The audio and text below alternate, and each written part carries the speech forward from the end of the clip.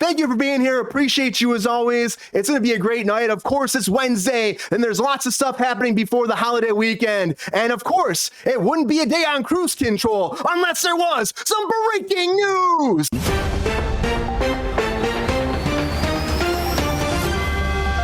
All right, the very first thing I want to talk about quick is I want to talk about Paramount Plus for 1 second, because Paramount Plus is having a special Black Friday sale. We said the same thing about, was it HBO before, Max? But now if you have Paramount Plus, or if you have it right now, you don't really qualify for this. But if you don't have it, if you had it before in the past, you can get Paramount Plus for $1.99 a month for 3 months. And if you want the Showtime adaptation or the integration, you get that for $3 a month for 3 months. And then after that, it's back to its normal price. But it's a way of getting them to actually try out Paramount Plus, come in there, have a good time. Actually, it's $3.99 a month. And then if you haven't had it, there's a lot of good programming on there. Maybe you want to check out Paramount Plus. Do it. And their competitor, Disney Plus, is canceling stuff. Of course they're canceling stuff. But Muppet Mayhem is canceled. Now, if you haven't heard about this, it's about the Electric Mayhem Band, and it's actually done by the creator of the Goldbergs. That's right. Adam F. Goldberg actually made this production. They did 10 episodes, 1 season, went down in May, it came out, and they were expecting to do more. And of course, it's canceled. This is what we're going to be seeing more and more and more.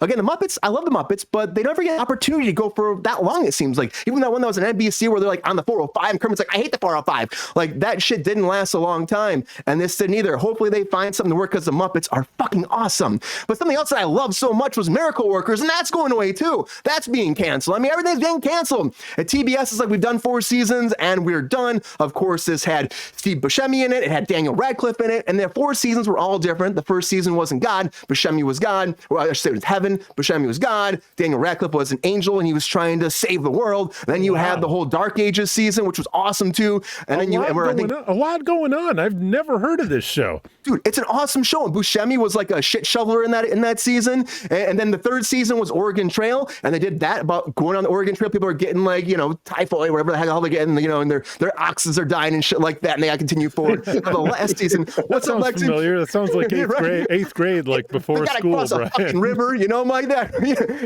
It was one. They play off, but this last season just debuted in August, and 3 months later they're saying we're done. And the 3rd season is called End Times, and it's kind of like a Mad Maxing, as you can see from here, but it's the same actors every season, very much like American Horror Story, but they're playing different parts and different storylines, and it was always fresh. I loved it. It was a good TBS program, and it's their last half-hour comedy, and it's done. No more half-hour comedies for TBS. So it's like the end of an era, end of an era. But I loved it. I wish if you haven't seen it, check it out. I wish it wasn't ending, and I can't wait to watch the new season. I need to check it out. And if you're a fan of Spartacus, you're getting more, though, because a prequel series is coming for Spartacus.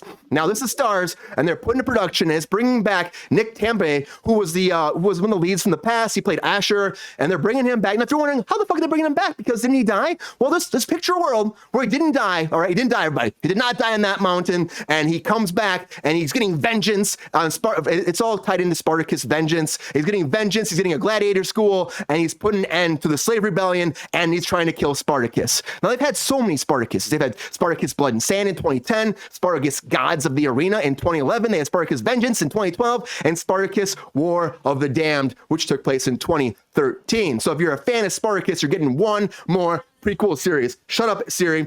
But you know what? It doesn't matter, because if you're a fan of this, you're getting more. If you hate it, whatever. I feel like this is probably going to be one of those things that if you're a fan of the show, you'll watch it. If you're not, you probably just let this pass, because I never saw this. But maybe I hear it's good. I just think that something that is damned, though, you're talking about damned shows, is Scream, because the Scream stuff coming out right now is insane. I mean, Jenna Ortega right now, she's stepping away. She says she's not going to do the next one, Scream 7, and she's been one of the big leads in this whole reboot. But what happened actually was she's going to be shooting Wednesday because of all the strikes. She's going to be in Ireland shooting Wednesday, so she can't go and actually shoot this at the same time. Of course, you can't be in 2 places at the same time. And so she is stepping down and stepping away from the Scream franchise. But this is not the only drama happening with this production, ladies and gentlemen. It is not, because on top of that, Melissa Barra, who played her sister on the program, was fired because of her comments about the Palestine and the Israel situation going on now. She made some comments, and the studio fired her. The director said, I don't want to talk about this. I didn't want her fired, but that's what happens sometimes when you're an actor and you let politics get involved with your career.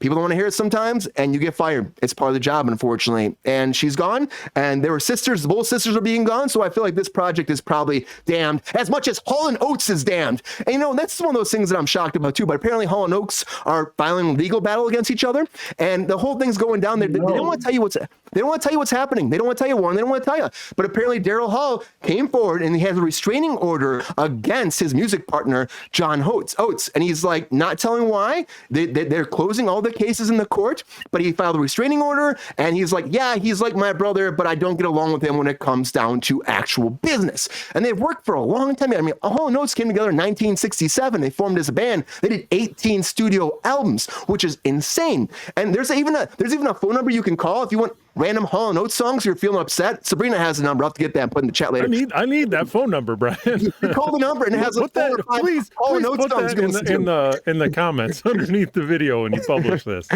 I need to. But TMZ came forward and said that, you know, that they're having a creative difference and something went down. No one really knows what the hell happened because they are closing the case. And you'd think that they're like a package deal. Hall & Oates are feuding. Yeah, they're feuding. They're apparently done. Richard Tracy, they don't want to talk to each other. A restraining order, which is fucking nuts. But you know what? After all that time, you know, it's almost like family rivalries, you know, at that point. It's entertainment, Brian. It's entertainment, GR. I hope they come back, though. But then again, this might be it for Hall & Oates. But it's not it for Cape Fear, because we're getting a reboot of Cape Fear. And there's a bidding war going on this, because it's the very first production that Spielberg and Martin Scorsese are doing a TV series together. And so they're working on this adaptation using the book and the movie, combining it, changing it slightly, and they're hoping to sell it right now to the highest bidder. Now, Apple TV Plus is bidding for this. Peacock is bidding for this. HBO Max is bidding for this. Everybody wants Cape Fear. I mean, it's a big franchise, and you got some big, heavy hitters as executive producers behind this whole thing. They're changing it slightly, but it's still about a pair of married attorneys now. And I know the De Niro one, it was just De Niro was the attorney, but now it's about a pair, about a wife and a husband that actually have an infamous killer that they put away. He gets out, and now they have to fear for their lives as he's trying to come after them. So Cape Fear, where we'll go? I bet Apple TV Plus, because Scorsese has a program or has a whole deal with them, so I could see that happening. Isn't the third adaptation? Isn't this the third? It is the third adaptation. It is Queen. That's correct. It's the third. So if you're a fan of this, though, you're getting one more. I don't know. I think we shouldn't be doing this again, but again, it's some heavy hitters doing it. So maybe Sabrina's not here, so you have to say that, Brian. I mean, someone's got to say it. Someone's got to say that, you know. But you know what? This almost sounds like a Black Mirror episode, if you ask me. But Black Mirror is coming back for a 7th season, everybody. Segue. If you're a fan of this show, I love it. Even the last season, I think, was too short, if you ask me. It was like 5 episodes. But it had great actors. I mean, you had Salma Hayek in it, you had Anna Murphy, you had Aaron Paul, you had Josh Hartnett, you had a huge cast, and they had some great episodes. And there was a huge gap between seasons 5 and 6. We're talking about it was like 5 years, something like that, Mike. It was something crazy. Massive. Yeah, it was massive. So it's a long break in between them. And it was initially picked up in 2016. Of course, this was a UK program, did very well over there. And then it got picked up, amped up the budget, and we got Black Mirror as a standalone series on Netflix, which is done fucking awesome. You know, and that's how it happens sometimes. It comes to the right network and it just thrives. It just thrives. Now, I wish He-Man Masters of the Universe would have thrived, but it didn't as a movie. But maybe the next one will. Maybe the next one will, because they're doing it one more time. And that's, Mike and I talked about this a long time ago, back in, I think it was like June or May. They announced this on Netflix. We did. Netflix. But then Netflix said, we don't want to do this anymore, and then hit the shelf. And now apparently Amazon is bidding for it, and they might pick it up, bring back everybody that was supposed to do it on the Netflix version. We're talking about the creators themselves, Adam and Aaron Nee, who did The Lost City. They're going to be writer-directors on this program. And also Kyle Allen, who's signed on to be He-Man, and apparently he's still attached to this too. So they want to bring it in, keep the same people, keep the same storyline. Of course, talk about He-Man versus Skeletor coming out. I mean, the 80s version only made like $17.3 million. So hopefully this one, horrible. But I still love it. A lot of breaking news. I still love it. That's horrible. It's horrible.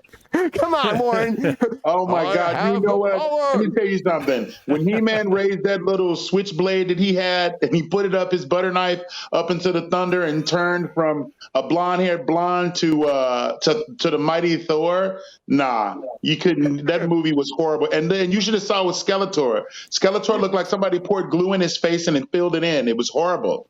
I was like, "What can you do with this, He-Man?" He didn't even give me his Skeletor voice, man. It was horrible. Don't do it. Leave He-Man alone. But what was Frank Langella? Is that how you say his last name? Yeah, he was Skeletor, which is a fucking awesome actor playing Skeletor. You know, back in the day. Way back in the day. Skeletor? Yeah. He was horrible. Courtney Cox They should have made Skeletor black. I'd have been like, He-Man, what are we having for breakfast? That's how it should have been you, Warren. Like that's an incredible Skeletor. Where I would have loved to play Skeletor. Incredible. As Lexi said, like, yes, they had the He-Man series on Netflix. But before Lexi, the He-Man series on Netflix was animated. This is live action. They're doing another full-out movie. They've been trying to do it for years. I think Sony was trying to do it for a long time. John Woo was trying to do it. Everybody's been trying to make it. Is that true? Yeah, there was a John Woo version of. No, he was supposed to direct it. He was supposed to do it. I would love to see that. That would be fucking cool. Yeah. The He-Man. They changed everything in that He-Man movie, Queen. Everything. They were trying to be. I mean, honestly, you're barely. I know they were cheap at the budget and shit like that, but I think Dolph Lundgren still was a good look in He-Man. I'm just saying.